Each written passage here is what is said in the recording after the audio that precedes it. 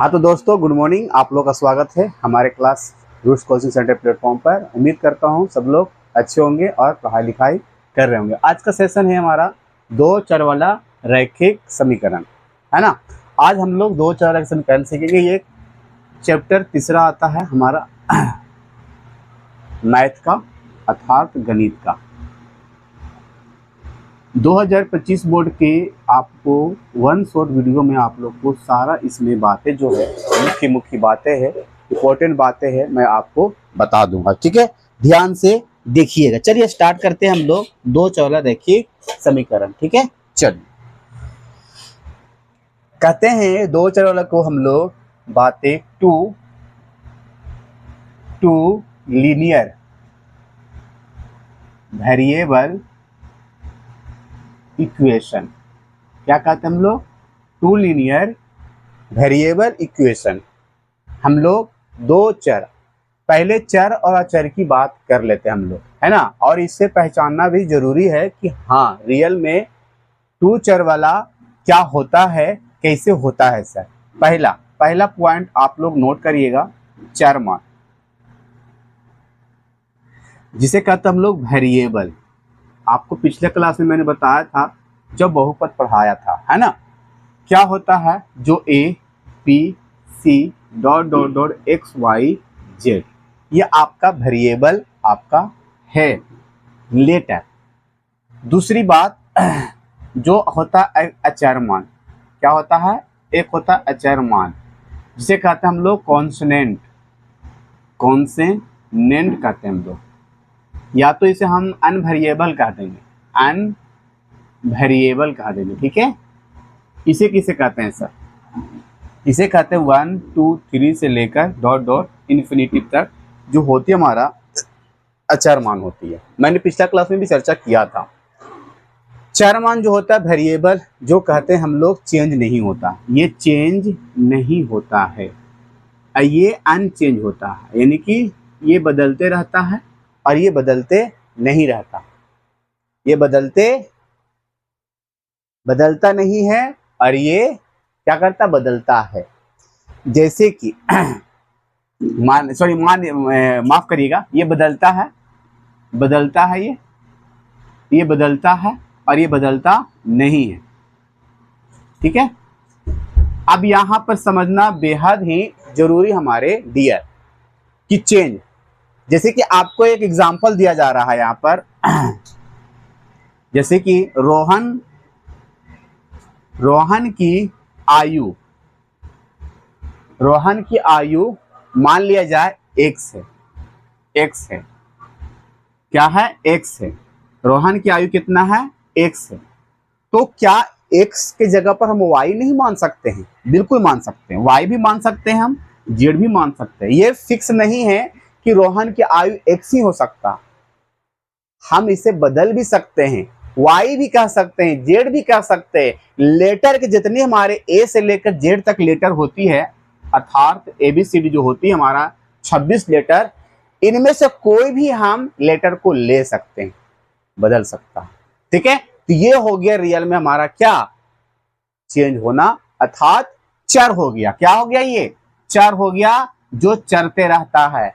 चर का मतलब चरना, चर के मतलब चरना, याद रखना, है ना। देखिए अब अचर की बात करते हैं हम लोग, अचर की बात करते हैं। आप मान लिया जाए कहीं गए मार्केट में गए और सिलसिले आप बाजार गए फल के खरीदने के लिए, है ना। फल वाला कहता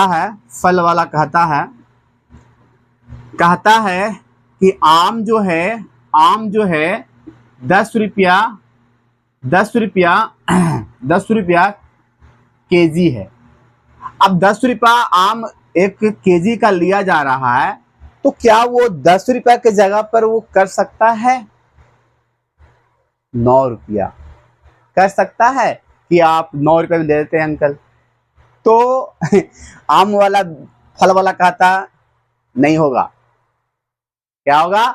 नहीं होगा। ये 10 रुपया हाँ फिक्स है, अर्थात ये चेंज होने वाला नहीं है। या तो आप और भी एग्जाम्पल की बात करते हैं, जैसे कि आप कहीं गए जहां पर स्टेशनरी दुकान हो, आप कलम का मूल्य है, कलम का दाम है 10 रुपया, आप उस कलम को 3 रुपये में मांगिएगा, क्या दे देगा? वो बोलेगा थप्पड़ देख रहा। तो कहने का अर्थ ये मेरा कि ये जो अचर है बदलता नहीं है और चर है जो हमेशा बदलते रहता है। कंफ्यूजन, नो कंफ्यूजन होना चाहिए चर मान में और अचर मान में, क्योंकि इसको जानना बेहद जरूरी था और पिछले क्लास में मैंने आपको बताया था जब बहुपद पढ़ाया था। चलिए आप लोग इसे जल्दी से नोट कर लीजिए, चर और अचर किसे कहते हैं। क्लियर होगा? उम्मीद है कि आप लोग समझ में आया होगा। अब बात करते हैं कि सर यहाँ पर आपने, अब यहाँ पर मैं एक समीकरण लिखता हूँ समीकरण, और आप लोग समीकरण में बताइएगा। इक्वेशन जैसे करते हैं हम लोग, क्या कहते हैं इसे? इक्वेशन अर्थात समीकरण। अब यहाँ पर समीकरण लिख रहे हैं हम, इक्वेशन लिख रहे हैं। 2x + 2 = 5, अर्थात 0 भी मान सकते बराबर 5। क्या ये इसमें कितने चर हैं? चर आपने क्या बताया? x, यानी ABCD XYZ कहा सर आपने, यानी कि 26 लेटरों में जो भी आएगा। इसमें चर कितना है सर? चर इसमें 1 है। कितना है? 1 है। हमें पढ़ना है कितना वाला? 2 वाला पढ़ना। तो क्या इसमें 2 चर है? नहीं है। Very good. अब यहां पर देख रहे हैं 2x 3y = 5। क्या इसमें चर कितना है? चर कितना है? तो चर इसमें x भी है और y है, तो सर 2 चर है। तो हमें यही तो पढ़ना है। 2 चर आ गया। और रैखिक समीकरण मैंने पढ़ाया था, रैखिक बहुपद। तो रैखिक हम उसे कहते हैं जिसकी घात 1 होता है, वही रैखिक बहुपद कहलाता है। तो इसकी घात कितना है? यहाँ पर 1 है, यहाँ पर 1 है। तो इस कंडीशन को, यानी 2x + 3y = 5, अर्थात ये हमारा हो गया 2 चर वाला रैखिक समीकरण। रैखिक समीकरण क्लियर? याद रखना, यह आपका 2 चर रैखिक समीकरण हो गया जिसमें 2 चर हो, और वो कौन हो? रैखिक में हो, अर्थात जिसका घात 1 हो, वही हमारा क्या होगा? 2 चर वाला रैखिक समीकरण होगा। उम्मीद करता हूं कि आपको समझ में आ गया होगा 2 चर वाला। ठीक है। इसका अगर बात किया जाए, इसका बात किया जाए डियर, इसका व्यापक रूप याद रखना बेहद जरूरी है, बेहद जरूरी है। पहला आपको याद रखना होगा इनका व्यापक रूप, 2 चर वाला रैखिक समीकरण का व्यापक रूप। इसका रूप, व्यापक रूप, जिसका रूप होता है ax + by + c = 0। बराबर क्या मानेंगे?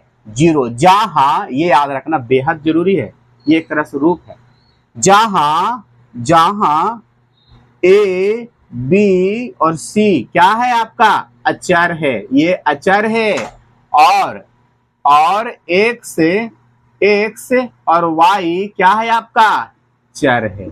तो a, b, c के जगह पर अचर रहेगा, अर्थात गिनती रहेगी, अर्थात संख्या रहेगी।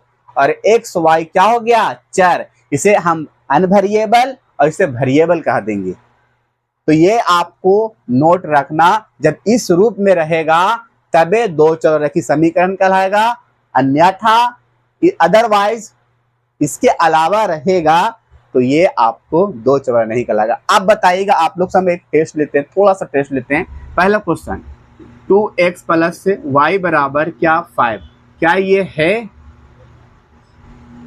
2 चर रैखिक समीकरण है?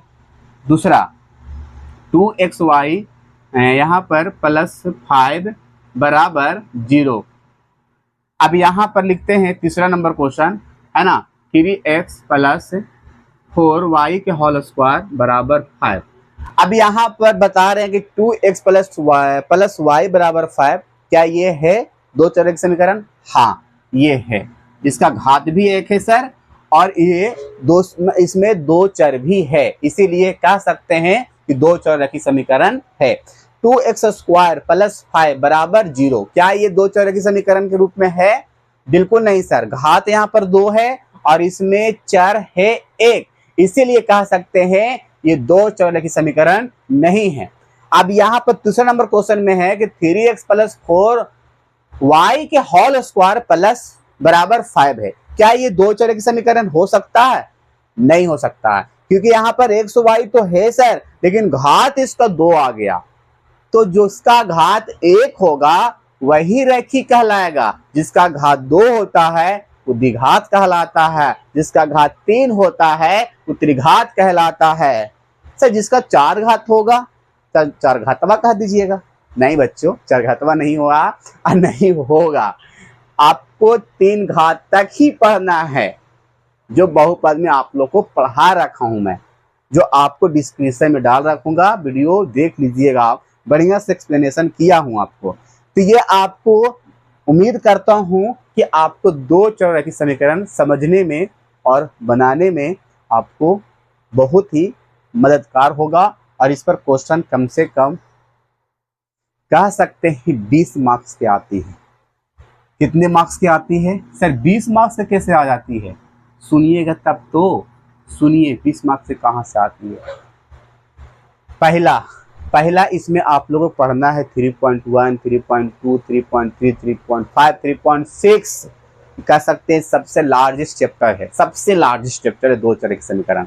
और ये एग्जाम पॉइंट की व्यू से देखा जाए हमारे डियर, तो कह सकते हैं एग्जाम पॉइंट की व्यू से देखा जाए तो 20 मार्क्स आपको पक्का है, और इसको कह सकते हैं क्लास 12 में भी पढ़ना है। और आगे भी बात किया जाए कॉम्पिटिटिव, यानी कि जिससे कहते हैं हम लोग एसएससी तैयारी करते हैं, जो भी सरकारी नौकरी का जॉब करते हैं तैयारी, उसको में भी आपको टू लीनियर इक्वेशन के बारे में, दो चौरैखिक समीकरण के बारे में पढ़ना है। एक वर्ड्स प्रॉब्लम से क्वेश्चन इसमें आती है, आप इसमें एक्स और वाई का मान निकालना सीखिएगा, उसके में भी बहुत सा है, आप विरोधी कब होता है, अनंत कब होता है, कोई हल कब होता है, इस कंडीशन में बहुत सी चीज पढ़ना है। और ही बात किया जाए तो आपको ग्राफ आता है खींचने के लिए 5 मार्क्स में। कितने मार्क्स में? 5 मार्क्स में आपको ग्राफ भी खींचने के लिए आता है। तो ये कह सकते हैं चैप्टर बहुत ही आपके लिए जबरदस्त है, और ये नंबर जो है आपको बहुत ही हाईएस्ट ले जाएगा। चलिए हम लोग बात करेंगे आगे, आप समझ गए होंगे, उम्मीद करता हूं कि क्या है आपका। चलिए मैं कुछ पॉइंट लिख रहा हूं जो आपको समझना जरूरी है और समझना ही है। ऑब्जेक्टिव के लिए आपको यहां से क्वेश्चन आते रहती है, ठीक है, तो आपको हम बता रहे हैं, क्वेश्चन लिख कर बताते हैं। चलिए स्टार्ट करें। हाँ, इधर युग्म का नाम लिख रहे हैं हम, इधर युग्म का नाम है, और इधर है आपका समीकरण का नाम भी कह सकते हैं, और इधर है आपका युग्म का नाम है, कहिएगा इधर भी युग्म का नाम ही है, ठीक है। चलो ध्यान से देखिएगा तो आपको ज्यादा से ज्यादा समझ में आने की पूरी संभावना। चलिए क्वेश्चन लिखते फटाफट, आप लोग इसे नोट करिए, जल्दी जल्दी टेबल बनाइए आप लोग फटाफट, हम आपसे नोट करके बताते हैं।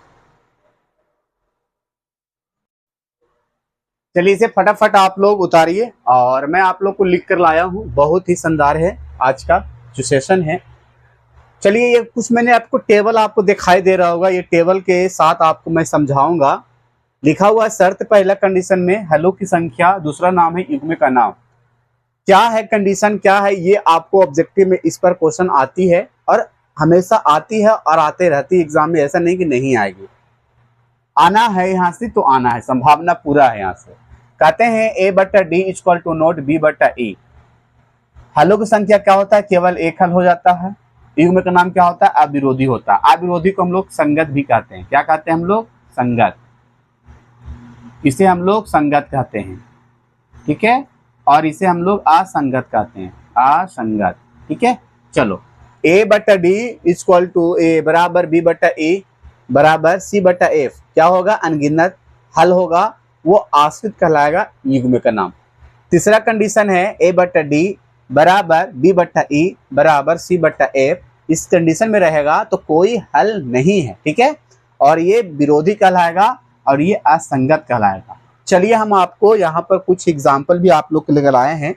पहला एग्जाम्पल है, आपको मैं समझाऊंगा कि किस कंडीशन में कब होता है, आपको मैं उदाहरण देकर एग्जाम्पल देकर मैं आपको समझाऊंगा भी। ठीक है, चलो पहला क्वेश्चन है यहाँ पर पहला क्वेश्चन मैं आपको समझाऊंगा बढ़िया से। 2x माइनस 3y प्लस 1 बराबर 0। देखिए इस रूप में है, किस रूप में, ax plus by plus c equal to 0, अर्थात दो चररेखी समीकरण के व्यापक रूप में होना जरूरी है। तो है ना, है सर। चलिए है तो इसे हम अरेंज कर देते हैं, जांचना था बस। आई दो चररेखी समीकरण है भी, इसी में लिखा हुआ 3x प्लस y प्लस 2 बराबर 0। क्लियर। अब इसे हम क्या करेंगे, चेक करेंगे, जांच करेंगे किस कंडीशन में है और ये कौन सा हल है, केवल एक हल होगा कि अनगिनत हल होगा कि कोई हल नहीं होगा, हम इसे चेक करेंगे अभी। चलिए स्टार्ट करते हैं, चेक करते हैं। अब यहाँ पर लिखते हैं हम लोग कंडीशन का, a बटा डी बराबर b बटा ई बराबर c बटा f। क्लियर। चलिए अब इसे हम ऊपर वालों को a मान लेंगे, इधर b मान लेंगे, इसे c, इसे d, इसे e, इसे f। क्लियर। ध्यान से देखिएगा, आपको सब समझ में आ जाएगा। a मानेंगे x के पहले वाला, a मानेंगे x के पहले वाला, इस पर 2 है। और आपको यहाँ पर d कितने हैं, यानी कि d हो जाएगा आपको यहाँ पर 3। इस देख रहे हैं d, इसी का नीचे d है आपको b आपका -3 है, यानी कि y के पहले वाला b होगा। y के पहले हमारा संख्या जो होगा वो b का मान होगा। क्लियर। तो इसमें e आपको यहाँ पर y है सर, तो इसके पहले 1 होगा, इसके पहले कितना होगा, 1 होगा, बराबर है ना c बटा f। c कितना आपका 1 है और ये कितना हमारा 2 है। अब यहाँ पर हम जांच करेंगे, 2 बटा 3 यहाँ पर -3 बटा 1 है, क्या ये दोनों आपस में बराबर है। बराबर कब होता है, जब 2 बटा 3 इधर भी रहता, 2 बटा 3 इधर भी रहता, तब कहते हैं कि हाँ दोनों इक्वल है। तो देखा जाए यहाँ पर 2 बटा 3 है, यहाँ पर -3 बटा 1 है, तब क्या ये बराबर है आपस में, बिल्कुल नहीं सर, इक्वल टू नोट। तो पहला यानी कि कंडीशन मिल गया हमारा, यानी कि पहला कंडीशन है a बटा D equal to not b बटा ई। जब इस कंडीशन रहता है तो क्या कहलाता है, क्या कहलाता है सर, केवल एक हल होता है, केवल एक हल होगा, ये केवल एक हल होगा, एक हल होगा। क्या समझ में आया होगा। और इसका युग्म का नाम क्या हो जाएगा सर, अविरोधी हो जाएगा, अविरोधी हो जाएगा हमारा डियर। ठीक है, और इसे हम लोग संगत भी कह देंगे, क्या कह देंगे, संगत भी कह देंगे। और इसका केवल एक हल होगा ये कंडीशन पर। दूसरा हम लोग यहां बना देते हैं। दूसरा क्वेश्चन है x प्लस 2y है ना प्लस 3 बराबर 0 है ना, 3x प्लस 6y प्लस 9 बराबर 0। इसी प्रकार लिखेंगे ऊपर a b c d, आप भी लिखिएगा एग्जाम में e f। ठीक है, अब हम इसे लिखते हैं कंडीशन, a बटा डी, e a है ये, और b बटा e, और यहाँ पर c बटा f हो जाएगा। क्लियर। a का मान कितना है, तो x के पहले वाला a होता है, तो x के पहले वाला 1 है। d का मान कितना है, 3 है, दिखाई दे रहा होगा सभी को, 3 है सर। b का मान कितना हमारा डियर, 2 है सर, और e का मान 6 है सर, तो 6 ले लीजिए यहाँ पर। और यहाँ c का मान कितना है, 3 है, और f का मान 9 है।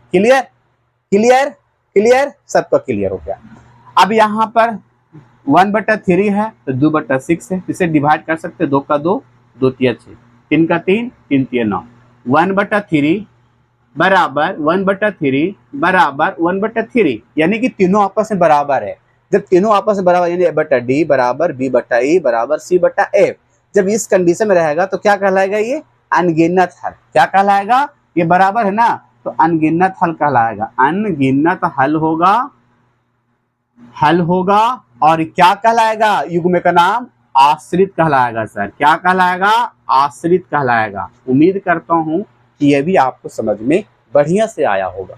2 कंडीशन मैंने आपको बताया, तीसरा कंडीशन मैं यहां बना देता हूं आपको समझाने के लिए, ठीक है?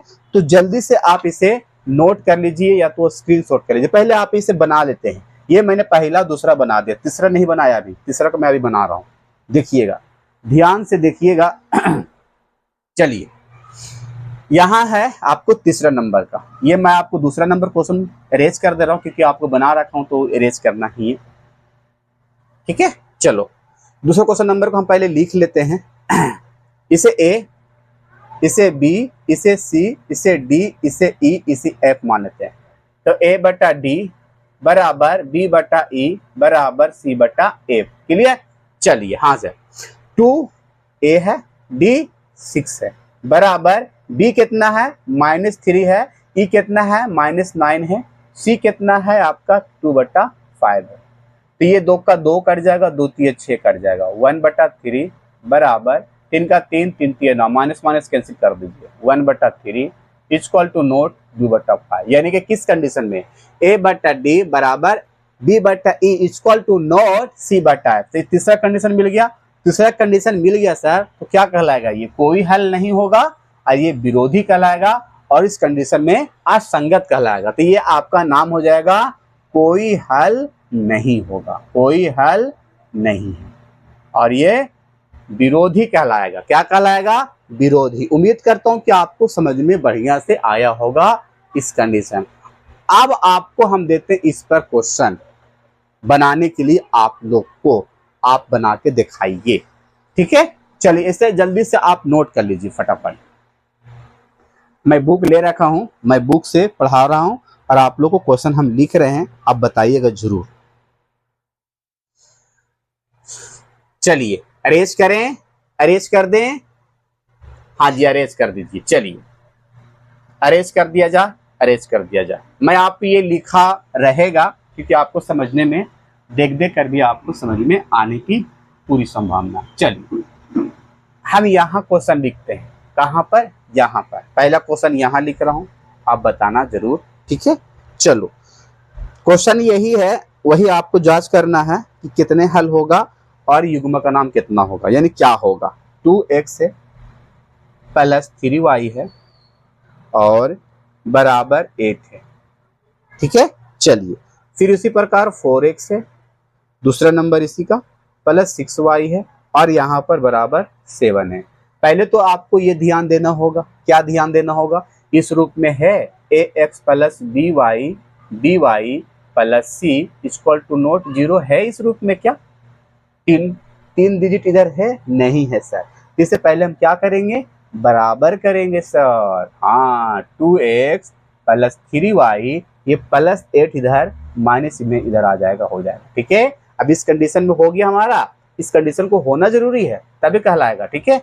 और इसी का नीचे वाला भी लिख सकते हैं, 4x 6y माइनस 8 बराबर 0। अब ये कंडीशन में हो गया सर।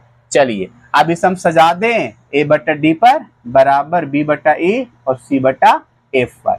कर सकते हैं सर। a आपका कितना हो जाएगा सर? 2 हो जाएगा। d कितना हो जाएगा सर? 4 हो जाएगा। हो जाएगा ना? हो जाएगा ना? 3 कितना हो जाएगा आपका? b हो जाएगा, यानी a b c d e f, है ना?